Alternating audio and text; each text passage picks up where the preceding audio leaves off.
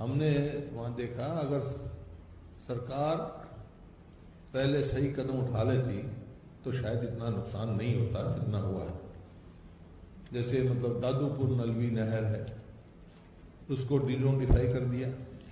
जो हासी उठाना नहर है उसको मेंटेन नहीं करा।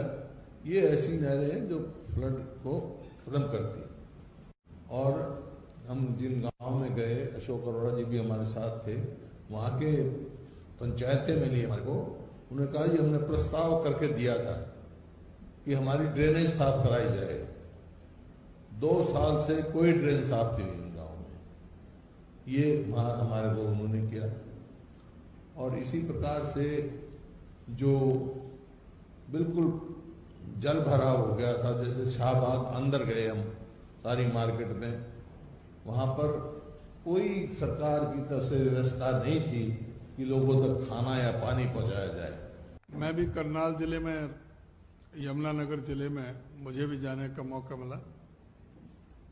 हुड्डा साहब अम्बाला में, कुरुक्षेत्र जिले में गए थे, बाकी और साथी अपने अपने जिलों में गए थे। तो वहां जो हालात, जो परिस्थितियां देखी, पूरा मैं समझता हूं बिलासपुर से लेके बबैन तक इधर पूरा यमुनानगर जिला, इंद्री और शाहबाद वो पूरी तरह से पानी में डूबा हुआ था। खेतों में 6-6, 7-7 फुट पानी था। कई गांव टापू बने हुए थे जहां पर जाने के सारे रास्ते बंद थे, ट्रैक्टर भी नहीं जा सकते थे। काफी गांवों में जहां संभव हुआ हम ट्रैक्टर से पैदल जा सके, वहां पर लोगों के बीच में बातचीत करी। तो एक तो सरकार की तरफ से कोई नुमाइंदे नहीं थे। प्रशासन पूरी तरह से अति संवेदनशील होने की वजह संवेदनहीन हमें रूप में वहां पर मिला। कहीं कोई व्यक्ति नहीं मिला। और पानी की स्थिति ये थी कि जो चाहे वो सरस्वती नदी, रॉक्सी नदी, सोम नदी, पथरावा नदी, चितंग नदी, जो शाखाएं हैं, उनकी वजह से भयावह स्थिति बनी। और जो मुख्य रूप से जो दादूपुर नलवी जो नहर थी, जो 50-60 साल से इन जिलों की मांग थी, कुरुक्षेत्र की और विशेषकर यमुनानगर जिले की, अंबाला जिले की, उनकी मांग को स्वीकार करते हुए हुड्डा साहब ने उसको मंजूरी प्रदान की थी और उसको बनाने का काम किया था। लगभग पूरी हो चुकी थी, थोड़ी बहुत बच रही थी। लेकिन इसी दौरान सरकार बदलने के बाद जो एक बहुत ही जरूरी जो प्रोजेक्ट था उस इलाके के लिए, उसको इन्होंने डीनोटिफाई कर दिया। और उसकी वजह से किसानों ने कई जगह उसको समतल कर दिया, तोड़ के नहर को। आगे उसमें रोकने के लिए तख्ते लगे हुए थे।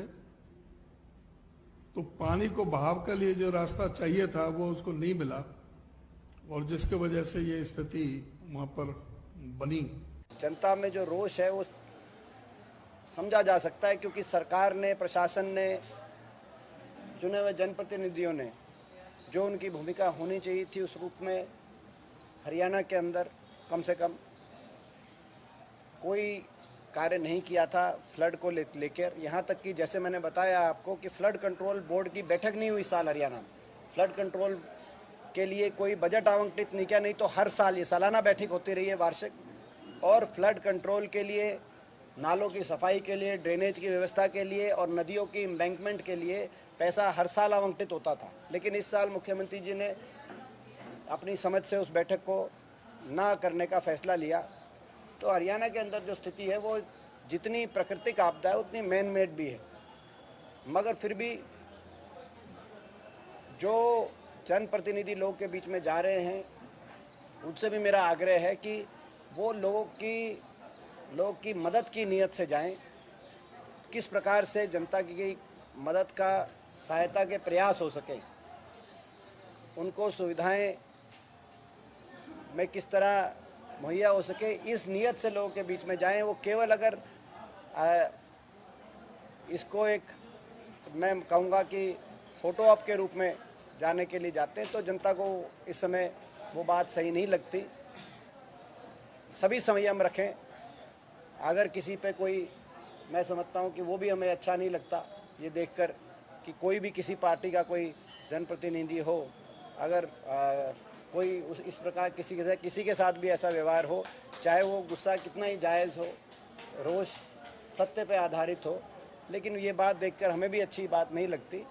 तो संयम मैं समझता हूँ सबको रखते हुए लोगों की मदद कराने की कोशिश करनी चाहिए। मनोहर लाल खट्टर और श्री दुष्यंत चौटाला हेलीकॉप्टर से उतरकर सड़कों पर चलते तो आज हरियाणा प्रदेश का ये हाल नहीं होना था। प्राकृतिक आपदा के साथ साथ भीषण बाढ़ का आधे हरियाणा डूबने का कारण मैन मेड आपदा भी है। उसके लिए सीधे सीधे अनदेखी, नालायकी, निकम्मेपन और नकारापन के लिए सीधे सीधे खट्टर सरकार हरियाणा में बाढ़ के लिए जिम्मेवार है।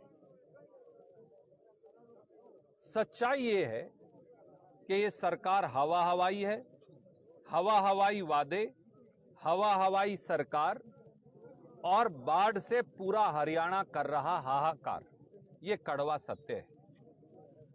जब भी हर साल जब बाढ़ का सीजन आता है, बारिश का सीजन आता है, उससे पहले 5 कदम सरकारें उठाती हैं। नंबर 1, फ्लड कंट्रोल बोर्ड की बैठक को मुख्यमंत्री चेयर करते हैं। जहां जहां से बाढ़ आ सकती है, जैसे यमुना का तट टूटता है, घग्गर टूटती है, मारकंडा टूटता है, सरस्वती टूटती है, इन सब की बाकायदा जायजा लिया जाता है, बजट दिया जाता है और बारिश से 1 महीना पहले तक काम पूरा हो जाए, सफाई हो जाए, इसकी जांच होती है। खट्टर सरकार ने 9 साल से कुछ नहीं किया। लगा के पानी रोकना पड़ रहा है। ये सारी जगह यहाँ तक पानी भर गया था। तूड़ी खराब हो गई, ये तूड़ी खराब हो गई है। खाना बेड एक दूसरे के ऊपर करके रखे हुए हैं सब। बरसात के अंदर ये यहाँ तो रह नहीं पाए, खराब हो गई तो कोई यहाँ रह नहीं पाया था, घर छोड़ के चले गए थे। अब दोबारा घरों में आए हैं। ये घरों में दरारें पड़ गई हैं। अगर आप अंदर तक आओगे, टूर चलाना भाई, ये घरों में ऊपर तक दरारें पड़ गई हैं। ये दरारें ऊपर तक पड़ गई घरों में और नीचे देखिए आप, ये पोजीशन घरों की हो गई है। 10 के मकान घरों में रहना भी एक मुश्किल का काम हो गया है। ये फर्श बैठ गए हैं, ये दीवारें कभी भी गिर सकती है जी, खतरा है। तो सरकार को इस पे मेरा निवेदन है कि सरकार स्थिति पे ध्यान दे। अब महामारी फैलने का डर भी गांव के अंदर हो गया है। जो पानी रुक गए हैं, जहाँ पे फसल तो खराब हो गई है, अनाज भी बह गया है, फर्नीचर भी खराब हो गए हैं, डंगर भी मर गए हैं और अब महामारी का खतरा हो गया। हरियाणा सरकार से, खट्टर साहब से निवेदन है, इन बातों पर ध्यान दें। आपदा प्रबंधन विभाग में अधिकारी हैं, वो क्या करते हैं कि अगर आपदा आ जाए तो हमारे पास कोई तैयारी ही नहीं है। कहीं पे बिजली नहीं है, कहीं पे मोबाइल सिग्नल नहीं है, कहीं पे गांव तक कोई प्रशासन का अधिकारी पहुंचा ही नहीं। ज्यादातर जगह जहां पे मैं गया हूं वहां प्रशासन का कोई अधिकारी नहीं पहुंचा। किसी ने ये नहीं पूछा गांव वालों से कि क्या समस्या, आपको क्या मदद चाहिए। तो मुझे लगता है सरकार को जमीन पे उतरना चाहिए। ये हेलीकॉप्टर से सर्वेक्षण करने से बहुत ज्यादा कुछ होगा नहीं। मुख्यमंत्री जी अपने अधिकारियों को जमीन पे उतारिए और जितने मंत्री हैं उनको जमीन पे उतारिए, जितने विधायक हैं उनको घरों से बाहर निकालिए। कल हमने देखा था ये अनिल विज जी भी बोट में बैठ के अपने घर जा रहे थे। वो तो मंत्री हैं, उनको बोट मिल जाएगी, आम आदमी को बोट कहाँ से मिलेगी, आम आदमी को वो सुविधा कहाँ से मिलेगी। तो इसलिए बहुत जरूरी है कि सारा प्रशासन, सारे नेता सड़क पे उतर के इस वक्त लोगों के बीच में आए, लोगों की जरूरतें समझे, मजबूरी समझे और उनकी मदद करें। तो जैसा कि यहाँ पे अवैध माइनिंग भी बहुत बड़ा इशू है, उसकी वजह से भी मुझे लगता है कि ये डिजास्टर तो है ही है, एक प्राकृतिक आपदा तो है ही, लेकिन अगर मैन मेड डिजास्टर भी कहें तो गलत नहीं होगा। ये माइनिंग की वजह से जो इस पूरे एरिया में जो इलीगल माइनिंग चलती है उसकी वजह से बाढ़ का खतरा बहुत ज्यादा बढ़ गया। डैम टूटने के हालात बन गए यहाँ पर। अगर ऐसा होता है तो बहुत सारे गांव तबाह हो जाएंगे और वो सिर्फ इसलिए कि किसी की नजर नहीं, सिर्फ अपना पैसा कमाने के लिए सरकार की नाक के नीचे, सरकार के देखते देखते इलीगल माइनिंग होती है, तब आप आंखें बंद कर लेते हो। जब ऐसा डिजास्टर आता है तो वो जो इलीगल माइनिंग है वो इस डिजास्टर को डबल ट्रिपल कर देती है, इसका जो खतरा है उसको कई गुना बढ़ा देती है। हरियाणा हथनी कुंड बैराज,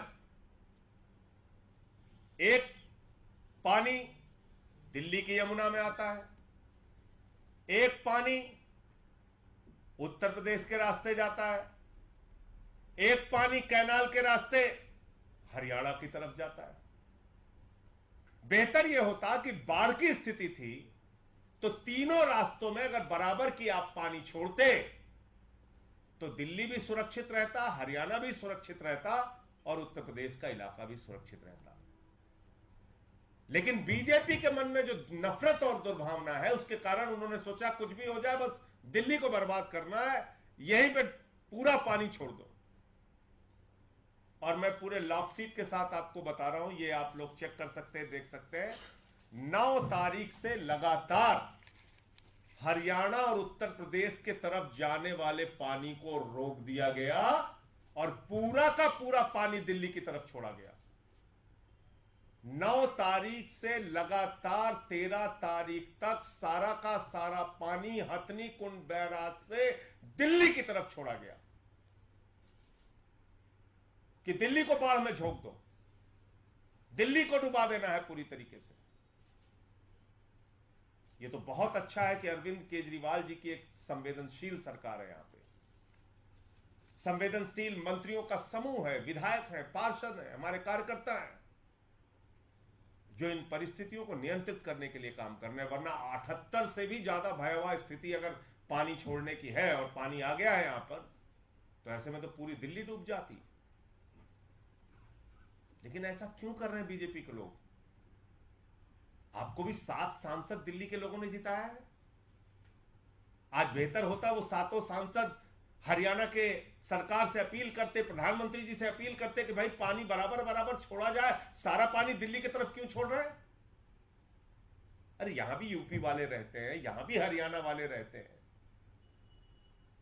और अगर आप तीनों तरफ पानी बराबर बराबर छोड़ते तो इतनी भयावह स्थिति नहीं पैदा होती। कुछ भारतीय जनता पार्टी के कम पढ़े लिखे लोग एक और को तर्क दे रहे हैं, कह रहे भाई रेगुलेटर का काम ये कोई ना होता है पानी यहां देना या यहां देना, रेगुलेटर कोई पानी कोई नहीं रोकता है। अरे फिर रेगुलेटर होता क्यों है? रेगुलेटर का मतलब ही रेगुलेट करना है। मतलब कहां से ये लोग आते हैं मुझे समझ में नहीं आता। अरे अगर रेगुलेटर की जरूरत ही नहीं है तो रेगुलेटर क्यों बनाया हुआ है आपने? हथनी कुंड से खोल दो उसको, पानी आएगा, पानी आगे जाएगा। क्यों वजीराबाद पे रेगुलेटर बना हुआ है? पानी आएगा, पानी जाएगा। आईटीओ पे क्यों बनाया हुआ? जैसा आएगा वैसा जाएगा। अगर आप उसको रोकोगे ही नहीं, रेगुलेट ही नहीं करोगे, तो वो रेगुलेटर किस चीज के लिए? वो रेगुलेटर है ही इसलिए ताकि आप यमुना के फ्लो को रेगुलेट करिए, चैनलाइज कीजिए। कहां ज्यादा भेजना है, कहां कम भेजना है, कैसे डिस्ट्रीब्यूट करना है, ये रेगुलेटर का काम है। हथनी कुंड बैराज के विकिपीडिया पेज पे लिखा है, the barrage diverts water into western and eastern Yamuna canals. इससे ज्यादा क्या है? ये अरविंद केजरीवाल ने नहीं लिखा विकिपीडिया पे। सर एक निवेदन है छोटा सा। सर रात को भी मैंने कई ऑफिसर से स्पेसिफिकली रिक्वेस्ट की कि एनडीआरएफ को बुलाइए, बट सर वो माने नहीं रात को। अब आई है एनडीआरएफ, थैंक यू है, बट सर रात को आ जाती तो बेहतर हो जाता सर। अश्वनी जी को मैंने कहा, ग्रुप पे लिखा, सीएस साहब भी थे उस पे सर, थोड़ी सी मदद हो जाती सर। देखिए, जब भी कभी उनको इस प्रकार की कोई बात ध्यान में आती है कि जब कोई जवाब नहीं होता तो उनको सपने में भी हरियाणा याद आ जाता है। तो मानो प्रदूषण है तो हरियाणा याद आता है, पानी है तो हरियाणा याद आ जाता है, कोई और बात होती है तो हरियाणा याद आ जाता है। इसलिए कम से कम इन चीज़ों पर राजनीति न करें, इतना ही मेरा कहना है। क्योंकि पानी जो है हथनी कुंड बैराज वो एक सिंपल बैराज है, वो डैम नहीं है। तो बैराज में तो एक थोड़ी सी कैपेसिटी होती है अपना पानी रेगुलेट करने की।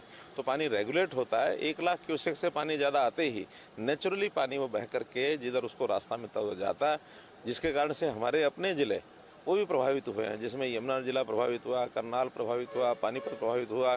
सोनीपत प्रभावित हुआ। अब दिल्ली में प्रभाव है, पानी जैसे आगे बढ़ेगा उससे फरीदाबाद और पलवल हमारे अपने भी 6-7 जिले प्रभावित होते हैं। इसलिए ये कहना गलत है कि कहाँ से पानी छूटा और कहाँ पानी गया। अगर पानी आगे छोड़ना नहीं, हमारी कैपेसिटी 1 लाख की है, 1 लाख से ज्यादा पानी होते ही पानी वहां से अपने आप आता है। हमारा छोड़ने ना छोड़ने का विषय नहीं है। हरियाणा सरकार कहती सानू पानी दे दो, हुण असीं कहने हरियाणा सरकार नूं लैना पानी, हुण कहंदे ना ना जी सानू ना दिओ जी। मतलब असीं डुੱਬਣ वास्ते रखे हुए यार। मतलब हिमाचल कहंदा सानू पानी दे दो, पर उत्तों छड्डी जांदे आ। हुण रख लो पानी आपदा जिੱਥੇ ਹੈਗਾ ਤੁਹਾਡੇ ਕੋਲ। ਇਹ ਕੋਈ ਗੱਲ ਹੈ? ਕੱਲ ਨੂੰ ਤੁਸੀਂ ਲੜੋਗੇ, ਮੈਨੂੰ 7.19% ਹਿੱਸਾ ਮੇਰਾ ਪਾਣੀ 'ਚ ਬਣਦਾ ਹੈ, ਹਰਿਆਣਾ ਕਹੂਗਾ ਮੇਰਾ ਇੰਨਾ ਬਣਦਾ ਹੈ, ਰਾਜਸਥਾਨ ਕਹੂਗਾ ਮੇਰਾ ਇੰਨਾ ਬਣਦਾ ਹੈ। ਤਾਂ ਮਤਲਬ ਹਿੱਸਾ ਮੰਗਣ ਵੇਲੇ ਆ ਜਾਂਦੇ ਹੋ, ਡੁੱਬਣ ਵੇਲੇ ਅਸੀਂ ਇਕੱਲੇ। ਇਹ ਨਹੀਂ ਚੱਲੂਗਾ। ਇਹਨੂੰ ਚਾਹੇ ਤੁਸੀਂ ਰਾਜਨੀਤਿਕ ਬਿਆਨ ਕਹਿ ਲਓ, ਚਾਹੇ ਇੱਕ ਦਿਲੋਂ ਪੰਜਾਬ ਨੂੰ ਪਿਆਰ ਕਰਨ ਵਾਲੇ ਬੰਦੇ ਦਾ ਬਿਆਨ ਕਹਿ ਲਓ ਕਿ ਡੁੱਬਣ ਵੇਲੇ ਅਸੀਂ ਤੇ ਬਾਕੀ ਹੁਣ ਮੰਗੇ ਹਰਿਆਣਾ ਪਾਣੀ, ਹੁਣ ਮੰਗੇ ਰਾਜਸਥਾਨ ਪਾਣੀ ਸਾਥੋਂ, ਹੁਣ ਮੰਗੇ ਹਿਮਾਚਲ ਸਾਥੋਂ ਹਿੱਸਾ। ਉਹ ਕਹਿੰਦੇ ਸਾਡੇ ਕੋਲ ਤਾਂ ਆਉਂਦਾ ਜੀ, ਫਿਰ ਰੋਕ ਲਓ ਵੀ ਜੇ ਰੋਕ ਸਕਦੇ ਹੋ। ਵੈਸੇ ਅਸੀਂ ਪੈਸੇ ਲਵਾਂਗੇ, ਜਿਹੜਾ ਪਾਣੀ ਆਉਂਦਾ ਹੈ ਉਹਤੇ ਸੈਸ ਲਾਵਾਂਗੇ। ਪੰਜਾਬ ਦੇ ਸੀਐਮ ਨੇ ਕੱਲ ਬਿਆਨ ਦਿੱਤਾ ਹੈ ਕਿ ਹਰਿਆਣਾ ਹਿਮਾਚਲ ਪਾਣੀ ਕਰਦੇ ਰਹਿੰਦੇ ਨੇ, ਹੁਣ ਹੜ੍ਹ ਆਇਆ ਹੈ ਤੇ ਪਾਣੀ ਦੀ ਹੁਣ ਜਿੰਨਾ ਪਾਣੀ ਚਾਹੀਦਾ ਸਾਡੇ ਕੋਲ ਲੈ ਸਕਦੇ। देख मेरे वीरा, ये सब नैचुरल कैलामिटीज़ ने, इन्हां चीज़ां ते राजनीति किसी नूं नहीं करनी चाहिए, इहो ही मेरा कहना है।